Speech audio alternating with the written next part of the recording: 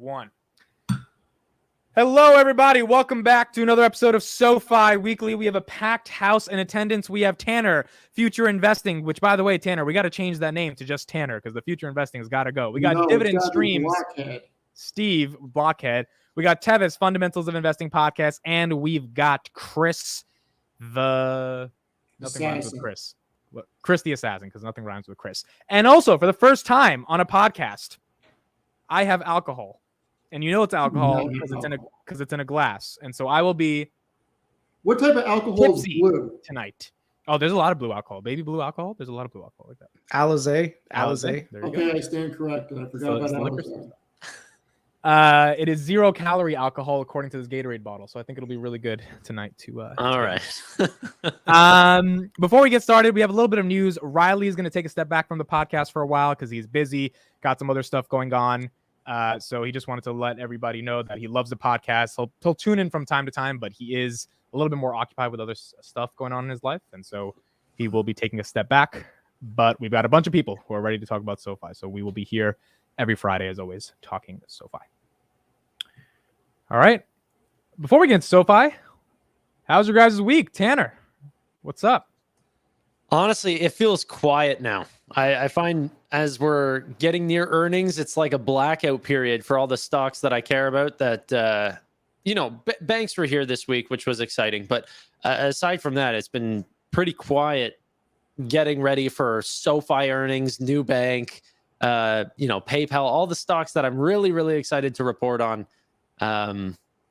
Overall, it's been good, guys. It's been good. Stocks have been going up. Steven?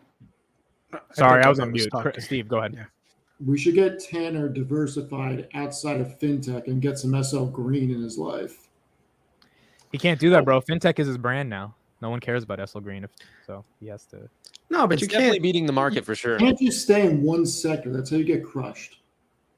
Yeah, I was going to say that. Like, you can't dedicate your entire investing journey into like one specific sector, even if that's the one that gives you your bread and butter, like in terms of like creating content.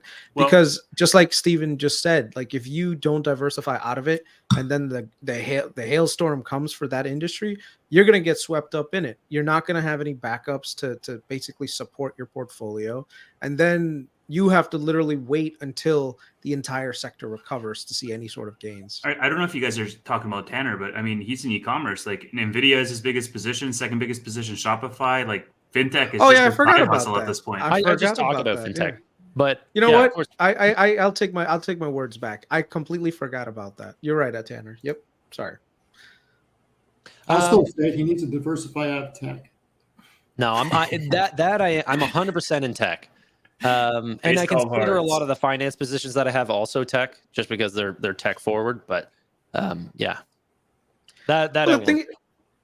has actually outperformed every single asset class that you could have thought in the last like 10, 11 years. And as far as I can tell, there isn't any sign of that changing. I'll put up the chart that shows that if you guys want to talk. Chris, it's funny you say that. I was having this conversation with somebody yesterday, and I said, this time is actually different than every other time because at no other point in history has any company had the type of balance sheets that these big tech companies have had. You look at You were talking to me when you said that. We were on the phone. It wasn't you. It may have been you, but it was me. It was 2 days ago. I remember. I was in New York. I had a conversation yesterday, and I probably reiterate what I said to you. And you look at Apple, Microsoft, and Alphabet. Between the three of them, I think they have over $500 billion in cash. So, okay, that's funny. I'm dressed like a penguin. But at no other point, think about the 90s and the early 2000s. No companies had these types of balance sheets. Yeah, I don't know. I think that there's still a long ways to go for fintech right now. I don't think the multiples are nearly as high as people are stating they are, and I like the industry. Like I think it's a little bit like that Peter Thiel or Warren Buffett thing, where it's like you kind of have to stay where you know best. And I find if I double down on my research in this one area, I'll be able to pick out the winners better than if I were to just pick out random names in the S&P 500. Yeah. So if you look at, these are like the different asset classes over the last, 12 years. Now, one of the things that you're seeing is Bitcoin, of course, is the asset class that has beat everyone hands down. If you had invested in Bitcoin in 2011, when it was still the most speculative thing on the planet, then Yeah. you would have been cumulatively been a billionaire at this point. But hindsight is always going to be 2020, and not everyone can get that. So some people that got in way early, congratulations. But the second best asset class is, of course, the US NASDAQ, which is the QQQ. You can see every single year they've had some level of positive returns, with the exception of 2022. 2018 was a small blip because of the interest rate rises, where they got caught up in it as well. But even then, that year, they didn't really go down by more than 0.1%. So if you're looking for a relatively safe asset class that you want to be a part of, at least it was like that 10 years ago. The NASDAQ is the place that you want it to be. Now, I'll preface that with just one thing real quick. I think we're still likely to see this outperformance in the NASDAQ, especially considering the large drawdown that we had in 2022. This could just be setting up for another 10 years worth of growth, depending on how many new industries end up populating thanks to AI. Because like the speed of innovation right now is ever increasing. So whenever you think about like a tech company, most tech companies are centered around taking existing structures and existing businesses and just using technology to optimize the shit out of them, to the point where you take all the costs out and you turn the costs into like profit, right? I mean, you turn the revenue into a much more profitable venture. So imagine right now, back in the day, you had a library. So everyone would go to a library for information, right? You would have to take, the logistics of putting all the books in the library. You have to invest in the physical building and everything else. Technology comes in, pretty much destroys that whole paradigm. And now all your books are online. All the world's information is at your fingertips. How crazy is that? That generational leap in disruption. So I think tech has the ability to do that. And you guys talk about fintech all the time. So you guys see the changes that are being made. Like I'm sure, Steven, not to say that you're old, because Fun fact, NASDAQ 100, not just tech. You got companies like Pepsi in there, American Electric, Also, Baker Hughes. So this is what I was going to say. Like, aren't Chris? Aren't you concerned about the increasing concentration in the wider index to the big tech names? Because like there was, let's say, a much wider variance between what the Nasdaq looked like in 2012 in terms of distribution of names than there is today. Like I saw something where just the 7 biggest companies drove the majority of gains in the market. Like at some point, the more years go by and there's this compounding effect on big names, they're just going to be sort of derivatives on the like big 7 tech companies, right? Like NASDAQ is going to look very close in terms of performance to mega cap. Mm-hmm.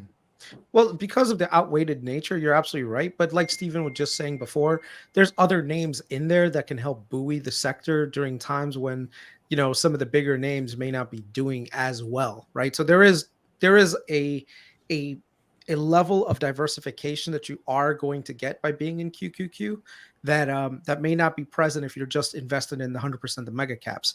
The thing is, I don't think in human history anyone could have imagined that companies would have gotten this big to the point where they're global economies. Like Apple is its own economy. Google is its own economy. Amazon is its own economy. And Microsoft is its own economy. They generate more cash flow than most countries' GDPs, right? So Apple had like the GDP of the UK, or it was approaching that, which is wild. Yeah. So did you see the CEO of NASDAQ's interview on CNBC maybe 2 or 3 days ago? She said they're going to rebalance pretty soon. Mm-hmm. The thing is, though, I think because of the size at this point, there's such a huge inbuilt moat. I don't see anyone challenging the dominance outside of just the government getting in and saying, I think you guys are too big. You need to split up. That's the only way I think that you're ever going to see any of these behemoths get disrupted. I don't think there is a single entity that can disrupt these guys as of right now. Like, who can make a better phone and ecosystem than Apple right now? They're not getting disrupted. Look, it's very hard, except for search, to really say that any one of them is a monopoly. Wait, say that again? It's very hard outside. of Where's your search. mic, Steve? Is that better? Yeah. Okay. It's very hard outside of search to say any of them are a monopoly. What? You really think so? Yes, I really think so. Okay, tell me who's going to disrupt, let's say, Apple and all I'm the not saying that profits. they're going to get disrupted. I'm saying that from an antitrust standpoint. It's very hard because when you think about Apple, they don't have a monopoly in any area. Except they take vast majority of the profits that come to the That doesn't mean space. that they have a monopoly. Android's an actually bigger platform than iOS. Yeah. Yeah. I get, and all right. honestly, Yeah. even to this day, I find someone even put in the chat the East India Trading Company, and I think that it won't. Is always laughing, not to cut you off, but it's like every podcast I'm on. The this super guy- chat. someone donated. Throw up the super chat.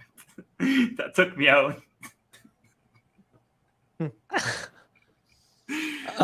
Sorry. Go on. But like, I do think Apple, even to this day in size, still does make some pretty big blunders in their tech.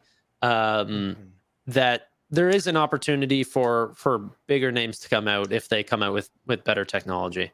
Okay, let me rephrase. Duopoly. Basically, it's a duopoly at this point. Sure. Apple and Google. So Agreed. still a very, very limited set of players in that industry.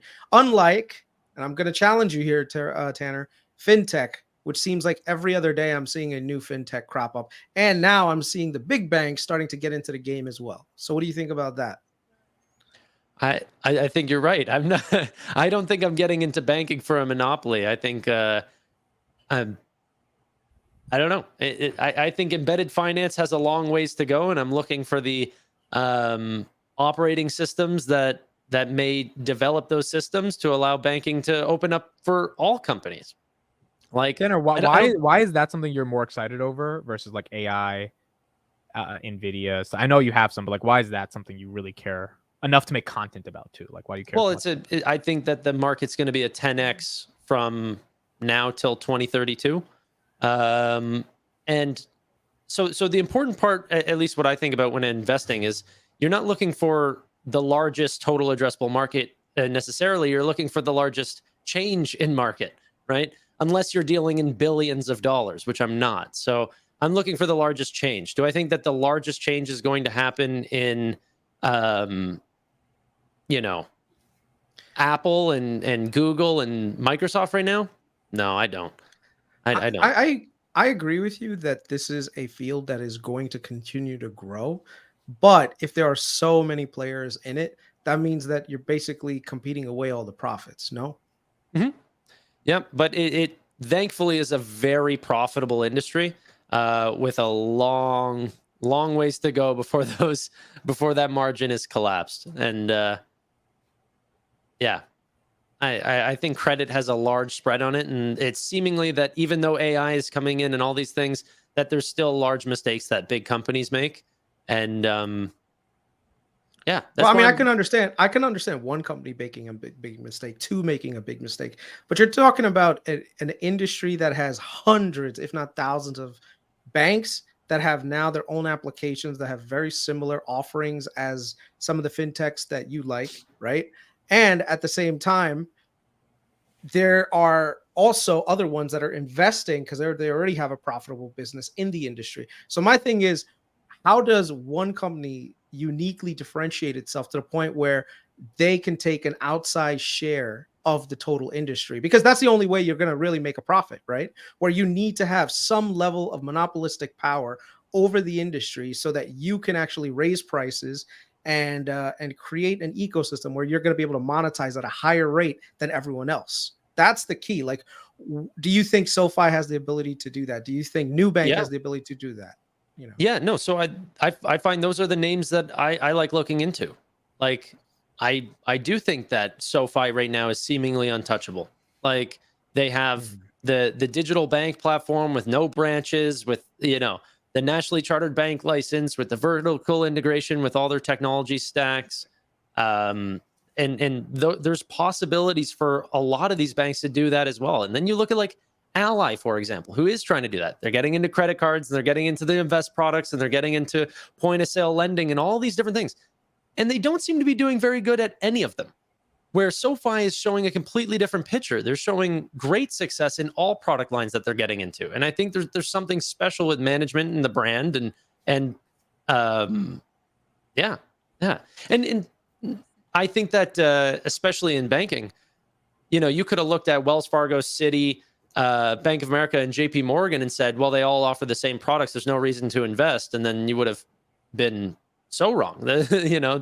The return of capital would have been amazing for you investing in some of those companies. Not as much Citigroup, but yeah. Tanner, two-parter for you since you follow fintech more than I do. Do you follow any crypto companies or digital asset companies, whatever people want to call them?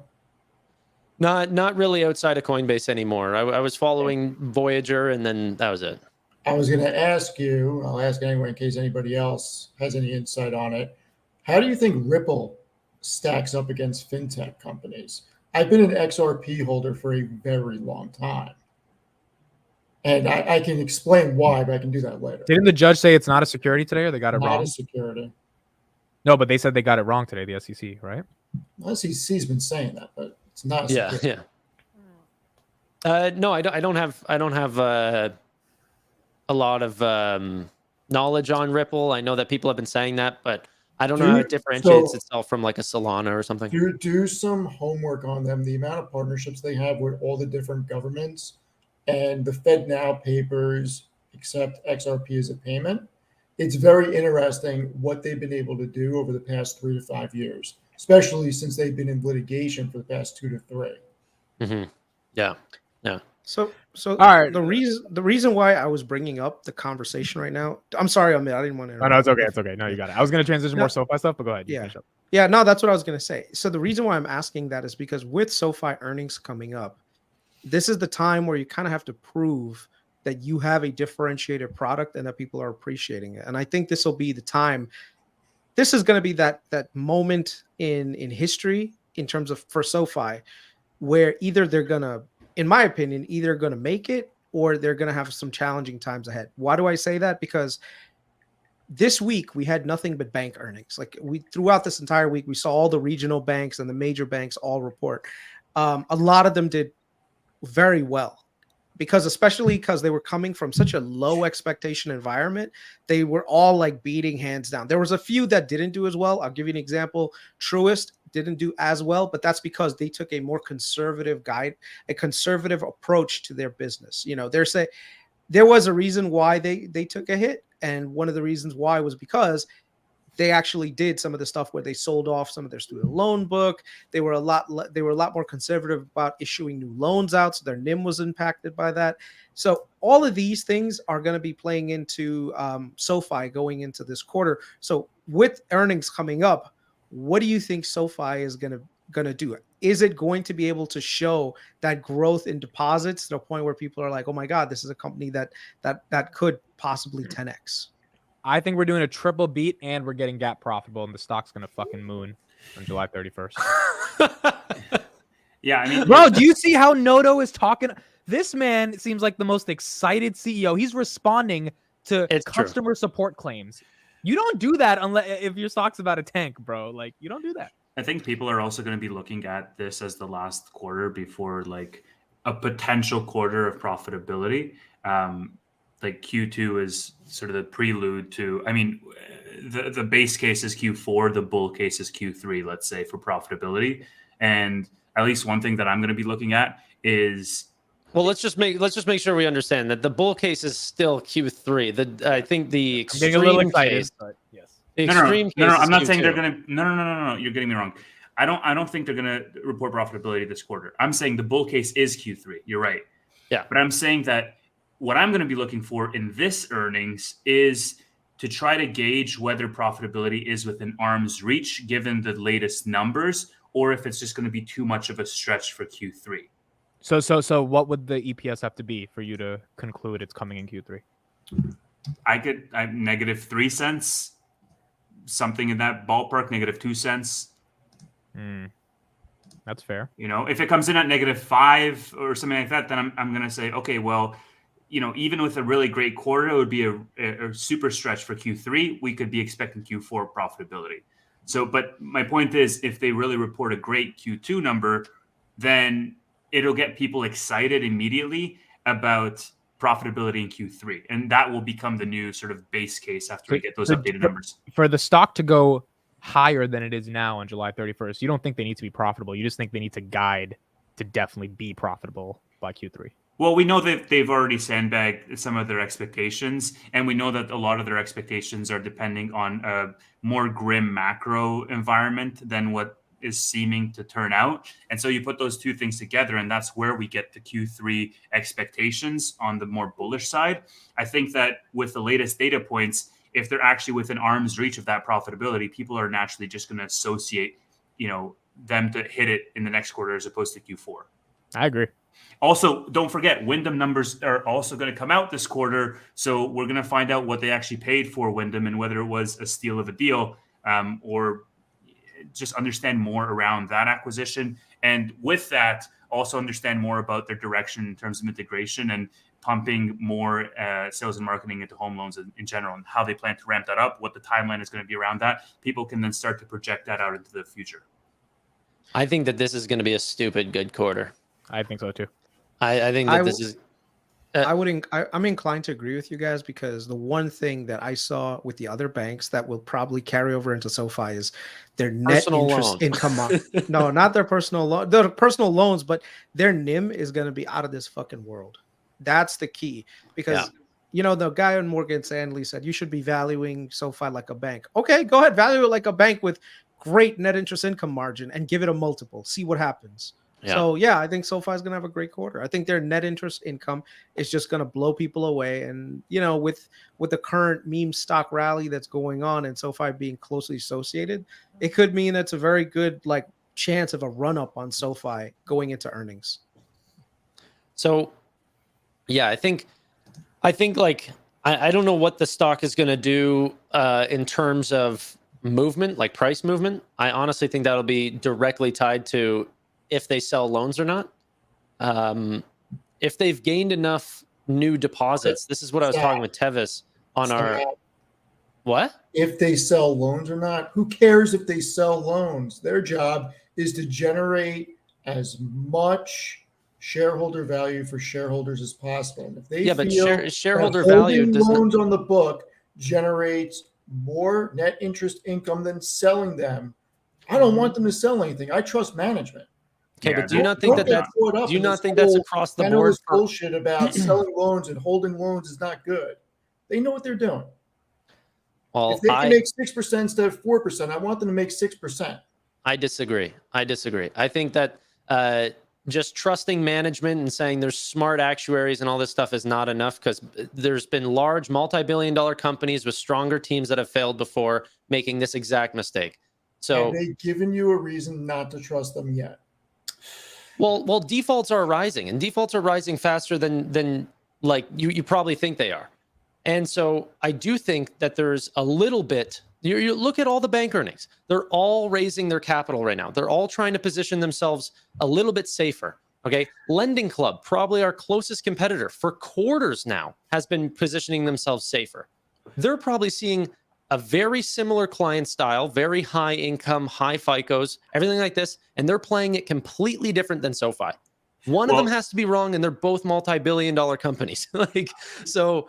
Tanner, I hear absolutely what you're saying. The one piece where I would be sort of on Steven's camp for this is management has basically outlined their strategy with regards to selling loans. They said, hey, we ran the same playbook in 2018. We're going to sell loans once the rates start to fall. And so for me as an investor, I'm not even looking at the loan book or them to I'm not expecting that. It's not something that I'm forecasting, because management has said, hey, we're actually going in this other direction. We're going to hold them and we're going to sell in 2024. You can't just keep stacking, though. This is what people are getting wrong. You're going to have to sell loans if the interest for mortgages, student and personal loans all start to come back. The amount of originations that they could do could legitimately double. Okay, and no one is no one here to point the finger and say Well, here's your what here's CET1 ratios If are you going to go folks hella stay down. within the range that they're modeling for, which they currently are, they're actually sub the range that they feel is adequate. It doesn't matter. It's a moot No, point. they're sub the range at which they feel is legal. Of course, they're keeping it at the range that they feel is adequate. They have to keep what the OCC will even say is allowed, and it's been going down every single quarter. Just so we're aware, their capital position has gone down every quarter, and they have to hold 7% in CET1. Capital.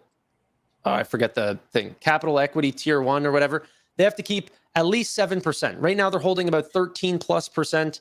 It's gone down every quarter. If you think this is a problem, why are you a shareholder? No, I'm excited, but you're saying in the value of for shareholder value. If last quarter it sold off because bears were worried about them not selling loans, then that's not shareholder value. If shareholders want you to sell, then it's in best interest to sell. I could care less what the bears think. I know, but that is what causes the price to go up or down. So if we're talking about if the price is going to go up or down, then I'd like for them to trim a little. But if you're in this for short term, whatever. I'm in this Not for to- 5 to 10 years. Tanner, the other thing is no one in this right mind right now is dropping liquidity to buy more risk. Unless you got some really big fish and the discount that you're willing to offer is super high, no one, even if you, let's say, securitize the product and you said, you know what, let me put it on the open market and see what kind of interest I get. Right now, with the way that everything is, the risk-free returns are already not letting people go outside of that. Everyone right now would just rather hold 2-year treasuries and make almost the same return when you adjust for what is that thing called, for default. So I don't, even if they were to securitize and put it on the open market, I don't think there's nearly enough interest out there unless they're willing to subsidize the crap out of it, in which case it is better to just manage the risk internally by just managing it with SoFi being the servicer and working with the clients, right? I think PayPal, Affirm, Upstart would all tell a different story that the ABS markets are opening up. PayPal. If that were the case, PayPal wouldn't have sold their BNPL business to KKR last month, right? Everyone right now is trying to raise liquidity to make sure that they have ample liquidity to meet any new guidelines that could be coming out right now because of all the fallout from March, right? SoFi is lucky in that their CET1 ratios are already so high. Right now, Truist Bank, which is great bank down there, their CET1 ratio, they've been boosting it by selling some of their insurance business, is only 9.5, right? And they're playing it close to the chest because right. Well, the thing is, they are taking a more conservative approach, and they're doing right. Their still net income is crazy positive. They have a great thing, but they don't have nearly the amount. SoFi doesn't have nearly the amount of overhead that Truist does in order to maintain that giant infrastructure that they have. So right now, all that net interest income goes right back to the bottom line for SoFi. So in terms of like growth for SoFi, I think we're going to see, number one, a huge amount of growth in their banking business. So you're going to see deposits shoot up, right? Which means that now they have more capital that they can do to lend out. I don't think it'll be as exciting as people think. While other banks have been pulling back on credit and tightening their belts, SoFi has been taking a step forward, or at least that's what I've been witnessing, where they're actually willing to right now finance some of the deals that are out there. So let's see what happens, right? Well, I'll just tell you, management has guided for $2.7 billion of new deposits every quarter, and they've reached that. And then this quarter, they said $2 billion. So they dropped to 7, which is still good, but it's not going to be, at least I'm going to trust their judgment on this. I don't think it's going to come in 50% higher than what they said. That it'll be roughly around $2 billion, which is still positive. You're not a bank dropping deposits, but honestly, I think personal loans are going to come in so much higher than people think. I think it'll be record-breaking amount default of rates. You mean defaults or actual no origination volume that has been signed. So go ahead. Sorry, can I just add one more point? We talked about this on the members only thing, Tanner. the refinancing surge is going to be huge. We saw upticks the last 2 times Biden hinted at the moratorium ending in January 2021. Yeah. And then back in mid 2022 or November 2022, something like that. And now it's actually finalized. So refinancing surge for student is another sort of dark horse prediction that we can expect. Yeah, it was as high as 40% higher in originations without it ever coming back. Just on Biden saying that it was going to come back and both times in both quarters that had happened, originations had spiked for student loans. But I'm talking personal loans specifically. All the banks reported much higher personal loans. And those are, the banks that aren't even getting necessarily all the awards and all of the attention from all of these, online, I don't know what you'd call it, promoters like NerdWallet or Forbes or CNBC or any of these. SoFi's plastered all over those websites, and they get tens of millions of views a month. So honestly, I think their personal loans are going to blow it away.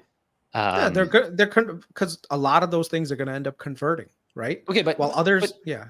Sorry, I'm sorry to cut you off, but I want to just share what I put. Just let Tanner finish. Real quick. Let's try to do this math. So if I think, and this is on my prediction, but this is how I see it. If there's record new amount of personal loans, which I believe at the highest originations, and potentially even a little bit more student loans, and potentially even more mortgages because Wyndham is here. Okay.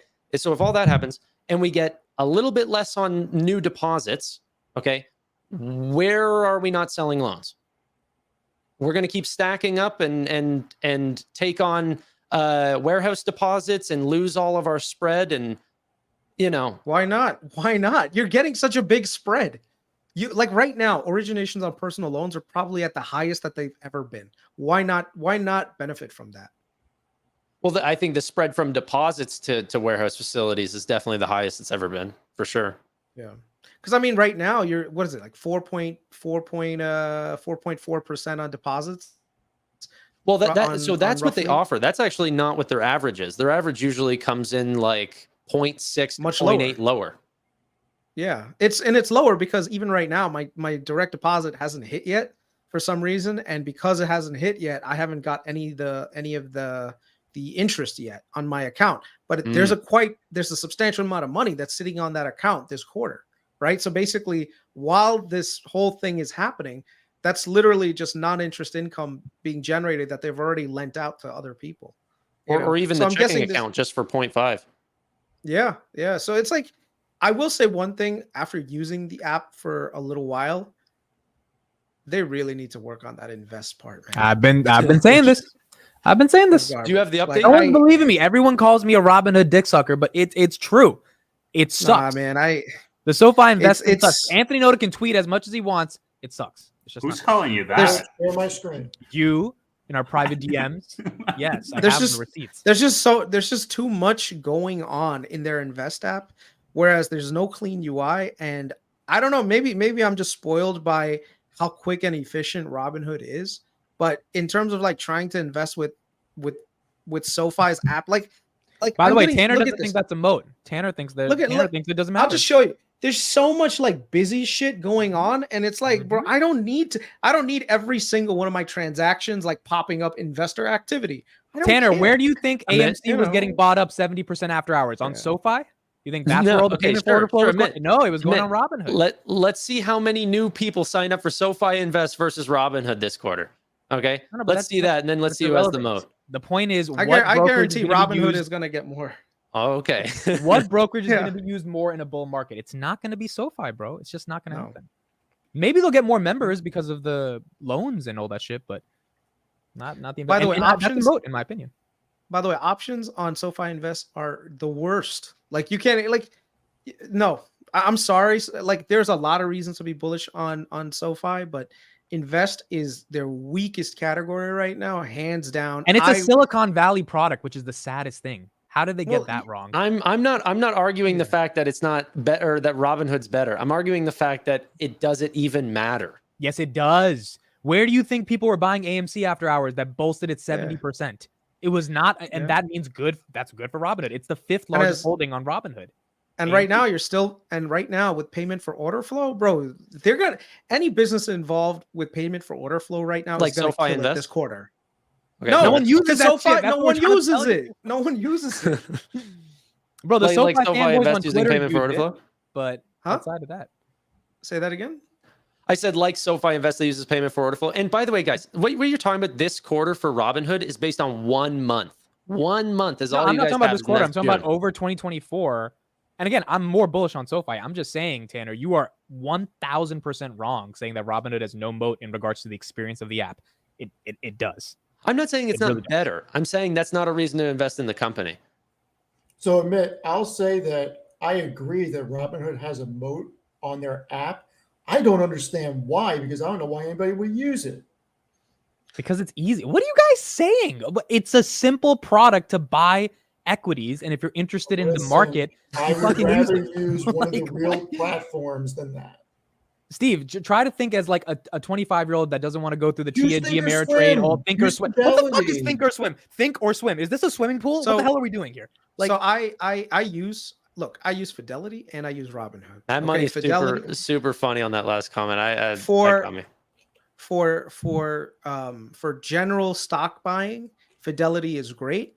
You can see all the execution prices. You can use your bid and ask really well. But if you're trying to basically get the best pricing at the current market price, Robinhood has just the best UI. Literally, all I have to do is go in 2 seconds, logged in, go in one, put the order in, put it, and I can't explain it. It's hard for me to explain, but Robinhood definitely has a great moat.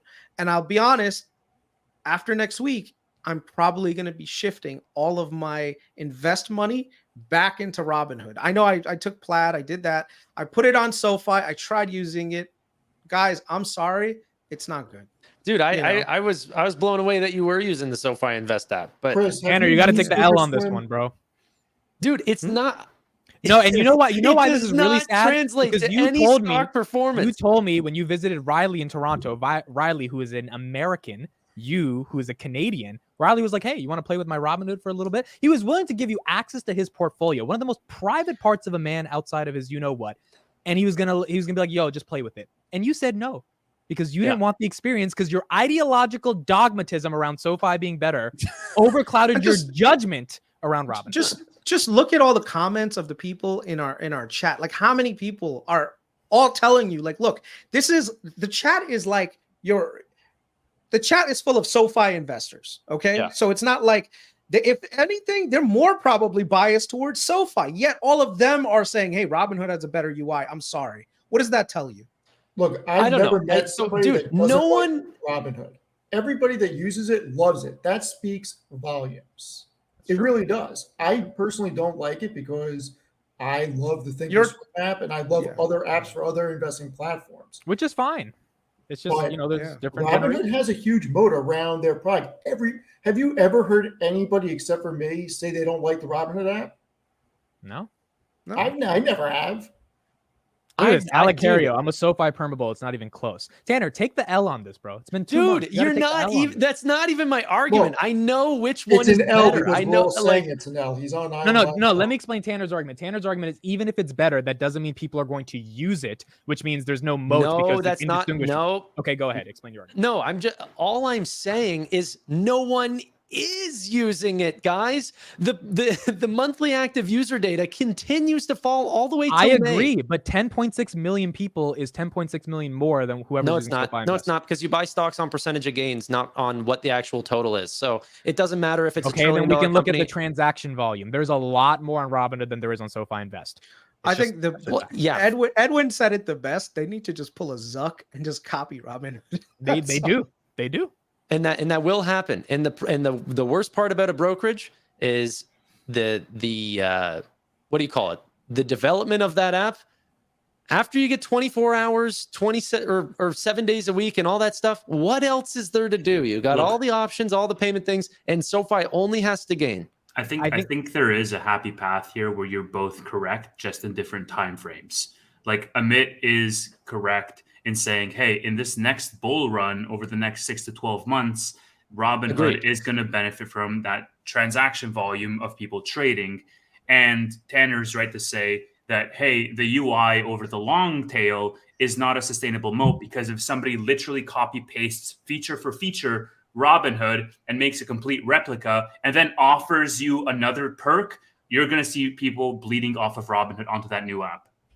That's fair. Agreed. I just think, it's been a while since SoFi has done that. It's the same reason why like Palantir is not worried about a consumer product, because they're so worried about other shit. SoFi has so much better shit to worry about than their Invest app, because the Invest app's not going to make that much money for them. So I think Noto hasn't cared about it, and that's on him. He's the CEO. He drives the direction. If he has not made this a priority, then he doesn't care enough about it, and I can't blame him Unit for that. economics, baby. That's all they care about. 100%. So that means you got to take the L on this argument, because Robinhood is winning at this point. That's the point. All right, I've taken the L. You win. You're the debating champion. Thank you. It took 2 months to get you to take the L, but you take the L. Yeah. I'm not. All right, you want to talk about Noto's interview? What do you want to tweet, talk about? His tweet, you mean? Oh, I thought Tanner, you said he did an interview or he did a call or something. Yeah, he did a thing with Andreessen Horowitz talking about the different aspects of the company, but there wasn't anything necessarily dropped that we didn't know before. It was just more, yeah. I don't know if you guys haven't all read it, if we're going to have a great debate about it. What's one quote that was interesting from it? Because you're the one who said you wanted to talk about it. That's why I was like, let's bring it up. So one of the things that he was talking about is that they dumbed down their business and growth into just straight, like I said, unit economics, where if they just want to, like, one figure rules all, that's what they're going to be focusing on. So like in the case of the SoFi Invest app, it might literally not even be worth their time right now. Oh man, that's stupid, because you know what? That could lead into other forms of other channels to get into. Like that way, if you're using SoFi Invest app, then you could say, you know what, maybe I'll move my banking over there like I did. Like here's a good example. This guy Stack Silver, right? He posted something on there very interesting. I rolled over my Roth IRA and 401k from Merrill to SoFi Invest. If SoFi lacks that easily viewed account data, all this stuff, so now people are going to say, you know what, maybe I'll just stick with my regular bank. If the Invest app was really good, honest to God, I would just keep my money in the bank and be okay with it, But if the Invest is not, then there's just less of a chance that you're going to get that conversion from, hey, I'm going to move my Roth IRA and my traditional IRA into SoFi to, you know what, maybe I'll move my bank in there as well. Like that's the kind of logic that you should be applying. So right now, if I was Noto, I would focus on SoFi Invest like there is no tomorrow, because that is where your key moat is going to be, and that could actually drive future growth for your core business as well. And Chris, Yeah, but that's assuming that their audience wants an Invest product. They do. That's why I'm even on it. You don't know that. The SoFi Money, SoFi Relay, those are the most signed up products. SoFi Invest is obviously up there as well, but it's because the actual conversion. No. Let me be straight with you. One of the biggest pluses that I originally thought that SoFi had is that I have a super app that will let me do everything in a very easy way. Okay. But let me just finish, and then I promise I'll give it to you. If the experience that I have with banking was similar to Invest, that means that I can just move into one ecosystem and not have to worry about anything anymore. Right now, it's sad that I have to use Robinhood as a secondary application, where I would just love to just use 100% Robinhood. 100% SoFi. That's all I'm saying. Yeah. So the one thing that I find with these arguments that I always get caught up in, and then the only time that I ever get justification is afterwards on Twitter, but no one can think about themselves from the opposite user of the person that's going and signing up for a SoFi money account and then getting a student loan or a credit card, or maybe they don't have disposable income to get into investing. They like there's a whole myriad of customers. Like, for example, my girlfriend or something, if she got a SoFi account, would not touch SoFi Invest. She might. Why would you get a SoFi account then? What would be the motivation? But that's the beauty of SoFi, that in a super app, it has something for everybody. So the people that you're describing, I know, but you can't develop everything at the same time. Side of the coin, and we want to grab everybody. SoFi would love for me to move my money over. They would love it. They would love for Chris to move all of his money over. But so why has it? Of course, everyone wants everything. Why hasn't Robinhood gotten into personal loans? Would they not love that too? But Tanner, you also got to remember, I'm using Robinhood as my debit card now because of how easy it is. Like that's what to Chris's point. Like I literally go to Quick Check and I scan my phone with their bank. It doesn't matter. Let me tell you, the whole thing with SoFi is building a better mousetrap than everybody else. And to build a better mousetrap, you have to be better than everybody else in every facet, to have a 360-degree encompassed app that just captivates you, that you never want to leave it. You don't. Also, if Noto wants that $500 million in performance stock units, he's got to fix this shit, right? In the most ideal scenario, this is what I would want. Okay, I would like my loans to be with SoFi. I would like my bank to be with SoFi, where I make my direct deposits. I would like my Invest app to be with SoFi, so that this way my money comes in from my employer, goes into my bank account. My bills get paid from SoFi. I can do it right on the app. Extra cash that I have, excess cash, goes into my Invest account, which then gets automatically put into, let's say, a dividend or something, right? And then at the end of it, I have a card from SoFi that links directly to my checking, to my debit card, or a credit card from SoFi, which I have a SoFi credit card now, that when I pay it, SoFi gets the transaction fees from the credit card, and then that automatically debits my checking account at the end of the month, and I don't have to worry about anything. And the entire process is seamless. That's what I want. Become a top 10 financial institution, they're going to need everything. Yeah, I get what you guys are saying, and I 1,000% agree with regards to the ecosystem benefits as a moat in the long term from a user experience perspective.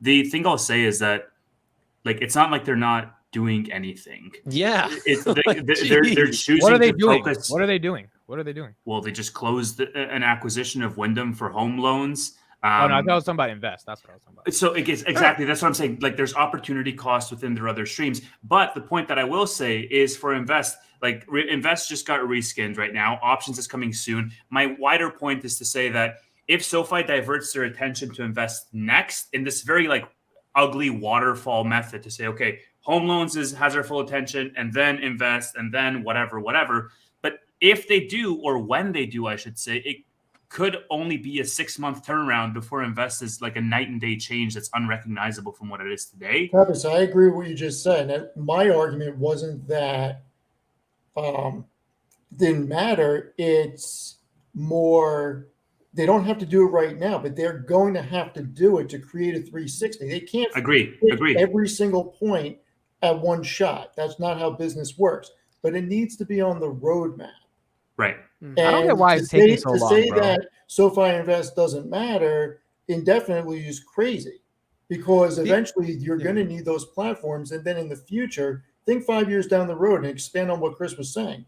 If they get into the asset management business, anybody who has a 401k, look at your management fees that you're paying to them every quarter. You get into the asset management game, it is incremental, reoccurring revenue every quarter for assets under management. With zero chance of any bank runs, because all of those things are locked in, right? And unless the employer changes the participant plan with who it's held by, it's ongoing incremental revenue. And those things happen very seldom. And any excess liquidity that's in there, that's in the form of cash. You know how they say money market? What do you think money market is? A short-term paper that basically now they can make a spread on. Yep. SoFi can actually make money on that. You know, I'm just saying, Invest, if they really, the reason why I'm saying this, not because I don't like SoFi or anything like that. I'm just saying Noto watches us. I mean, not us, but because I'm not on here, but Noto watches this. He's on Twitter. So one of the things that we can do as a community is push, and he's listening.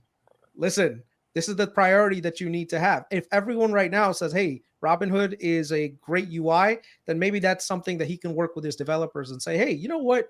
Maybe we can create a system that's similar to what Robinhood has. You know, and maybe that's that something that we see. Why can't you put 5 engineers in a room and get the job? I don't. Of course they are. Special, of course they are. That's why the SoFi investment just got updated. Tanner. It's been 2 years. Nothing's happened. Also, that new upgrade is dog shit, They've bro. accomplished more than what I expected they'd accomplish.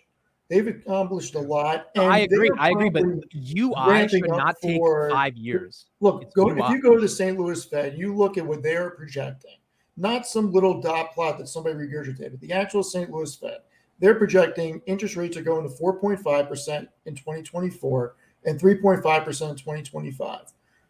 When they start dropping, the amount of activity in refinancing and selling homes is going to be huge. And Wyndham is going, they got to get that done and they got to get it integrated. That's going to be a huge amount of revenue coming in. Well- But SoFi Invest also needs to get done at some point. Well, so Stephen, I mean, like to Amit's point, like why is it taking so long? Like this is the thing that I don't like because I agree that it's on the roadmap, it's on the horizon. They've said, hey, yeah, updates are coming, but I don't love the fact that it seems to be this very waterfall-y method of like diverting 100% of resources to one thing and doing that for 6 months and then changing. Because like, let's just say they have 100 developers. They have, thousands of employees, but let's just say for the sake of math, 100 developers. You would imagine that you would put, hey, like 20 on invest, 20 on checking and saving, 20 on SoFi Bank, and so on and so forth, right? For all their product lines. And then you would have periodic incremental updates on all of their business lines simultaneously throughout the year. But we haven't seen that, right? We saw leaked designs in January, and then it took them all the way to July, 7 months to just implement that UI. So I think that that's where It's some so of the brash. frustration is coming from. Yeah, I think that people are overlooking like how many things that they're tackling at one time. Like if you look around, companies shave off entire parts of their business because they can't focus on that all in one design. This is the reason why all of these fintechs haven't gotten into the areas that SoFi has, right? They've tried to focus entirely on one thing, including Robinhood for the longest part. Like you look at Affirm just shaved off their Returnly returns management company, and then Shopify shaved off their logistics network and all these things, which could have built into beautiful businesses, but they just couldn't manage it properly. And so, yeah, but you're ignoring Chris's point, which is that this is the top of the funnel for brand awareness. So this is one of those things you can't ignore. This is from a very small cohort of No, it's not. You're investors. wrong about that. No. This is the average investor doesn't need more than what SoFi already offers. That's the truth. SoFi's investment. No, give me more, always more. Give me more. Yeah, but your you customers are more. not the average, Chris. You are a very particular No, trader. But Tanner, you let the customer decide what they want to use and what they don't want. But it'll come. Having the people optionality. you guys are way don't overlooking. use Bro, I Thinkorswim. should not be coming faster than Hold on. SoFi. Like you keep saying it'll come. It does All not right. come. It's Hold on, just hold on. like Has anybody used Thinkorswim? I've Dude. used it. Not a Okay, fan. so, I went to the pool Chris, last you've July. used it.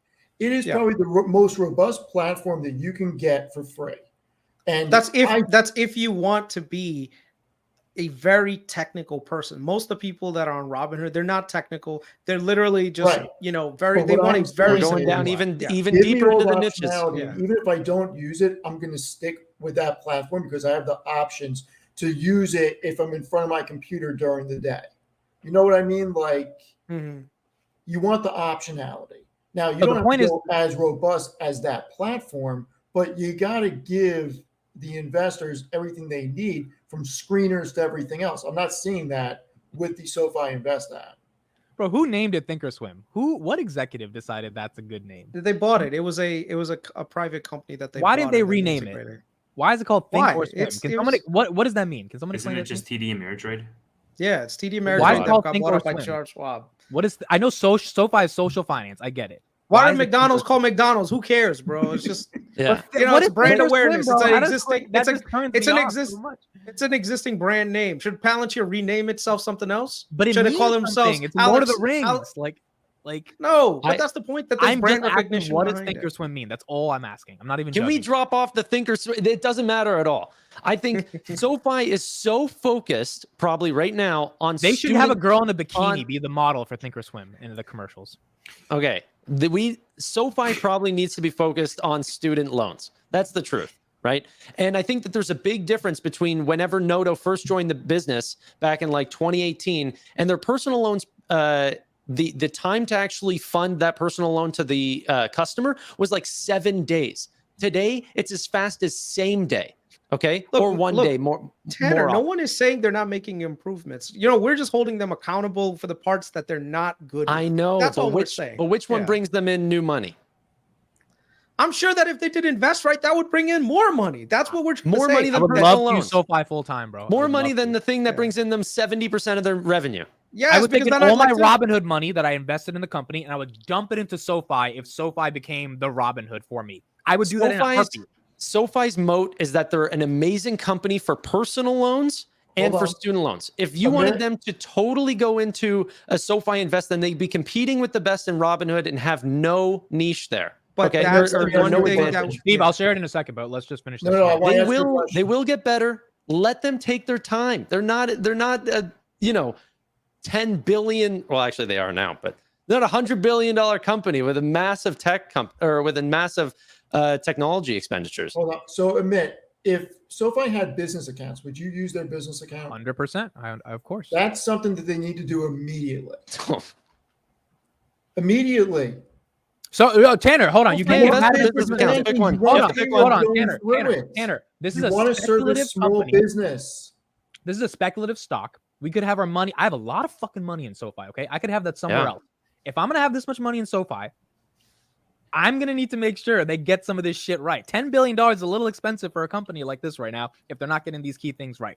Even though I still think it's undervalued. I think that applies for multiple parts of their business, though. Like if they improve invest, everybody will use SoFi as their brokerage. If they allow small business, everybody will like the opportunity cost is larger because everything that they're working on is low hanging fruit. It's not like they're making tough decisions to focus on specific verticals that will like niche their business. They're still in their infancy, which I think is Tanner's wider point. And I honestly Right, but think that how business much do you accounts really will be need to there tweak before anything SoFi to Invest do platform looks like business Robinhood. Accounts. You already have the bank charter. You already have the infrastructure. I mean, how hard could that possibly be to add that segment?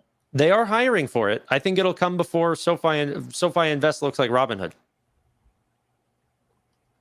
But you're asking them to do a million things all at once. No. We're asking them two things: a better Even invest though- platform and business accounts. Two But things. Even though no, they've but once accomplished so much more than any other fintech has ever done, this is a unicorn, and people want to forget it because it's actually here. And none of us are Actually a disputing decacorn. that, but we're saying No, that I they mean, need to do other things, and getting business accounts up should be low-hanging fruit that's easy to do, considering they have the infrastructure to do it and a bank charter. Let's talk about this. What has SoFi done this past quarter? They improved their SoFi Invest app. No, they didn't. Let's assume they didn't. Like, no, seriously, you shouldn't have to hesitate to answer this if you're saying they're moving fast. What have they done this quarter? What did you do last week? But here's Elon Musk type. here's the problem with lending companies is that they don't always have to be pushing out a new product for you to grab onto. Okay, so I'm saying, what have they done the past 3 months? It's not public. It's not public. Like they have no press releases of doing anything other than raising from 4.2 to 4.4% APY. That's the only thing they've done.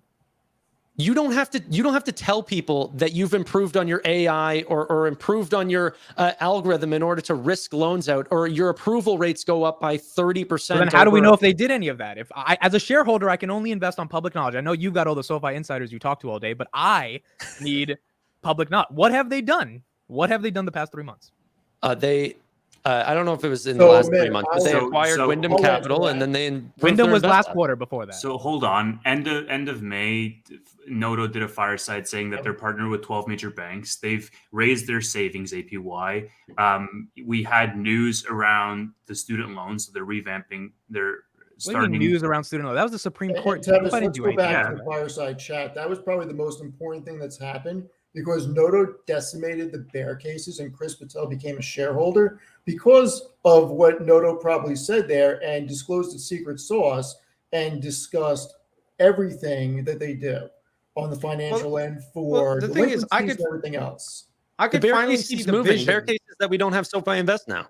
That's No, the that's not a bear case. You're getting me and Chris and Steve wrong. This is not a bear case. Not a bear The case. argument is just like, why hasn't this gotten finished yet? That's it. That's the only point. And holding It's a lot of work. holding the companies that you want accountable is a good thing, by the way. You should always want your company to do more and better. And especially if you're a shareholder. Your shareholders, you should be listening to them. And as shareholders, right now, we're telling you, hey, the Invest app Not only are we as users, we're disappointed, but as shareholders, we're disappointed that you're not moving at a faster pace. That's what you should have said, Tanner. If you had said this, you would have shut me the fuck up. If they're like, Amit, they doubled their stock price. Like, yep, you're right. They did. Dude, I think they didn't double the stock price. They didn't do it. Investors like me who believed in them doubled the stock price. Yeah, that's why I didn't say it. I mean, I can see a vision where this does become the super app, but in order for them to do that, they're going to have to revamp SoFi Invest. You got to get 3 things done to become the super app. At least 3 things. Business accounts is low-hanging fruit. That should be done next quarter. That should not be hard. You got to get SoFi Invest up at some point and then start an asset under management branch. I mean, those will bring in so much revenue. And then the home loans, you got to believe that they are going to have that done and ready to go for when the Fed starts cutting rates. And student loans is going to be back soon. So they're going to be firing at all cylinders. Like, they can only capitalize on these segments. Like, this could be huge. And the biggest thing is building the better mousetrap than everybody else. And they have the potential to do it. And it's a race to the top at this point. I mean, I want to take business from everybody. And to do that, you got to fire on all cylinders and be a home for everybody, because not everybody is going to do the same thing. I don't have the same needs as Tanner. Tanner doesn't have the same needs as Chris. But if we could all use SoFi and get what we need out of it, and they have a better mousetrap than everybody, you're going to see the funnel into SoFi from everywhere else. And that's the biggest point about this. I just realized it's 11, and we have Palantir Weekly. So last thoughts. Imagine right now, Google said, you know what, we're going to be really good at indexing and solving for searches for everything related to schools. But you know what? We can't really do it for this other segment because you know what? Maybe we'll do it for another thing. Or hey, you know what? We care about the search, so we're not going to focus on maps as much. No, focus on everything. Get everything fucking done. I want it all, baby. I want it all. You should, as a shareholder. You should. And if you shoot for the stars and land on the moon, then I'm still happy as a shareholder. But I want you to keep doing that. Yeah.